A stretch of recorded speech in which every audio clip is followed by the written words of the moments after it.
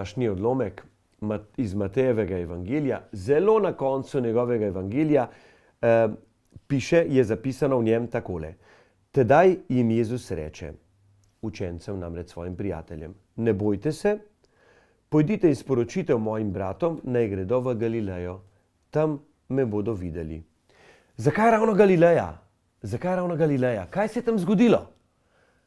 Galileja je bila dežela, kjer so skoraj vsi učenci, saj tisti najožji Jezusovi prijatelji, imeli z Jezusom najlepše izkušnje.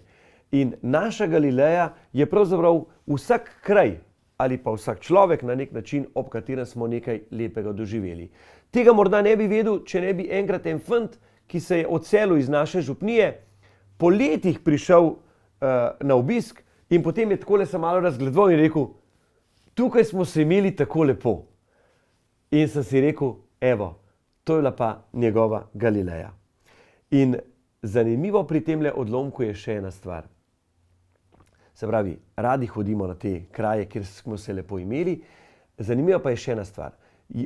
Ko vojaki povejo o Jezusovem stajenju in tako naprej, so jim pa rekli, damo vam denar, samo da boste tiho.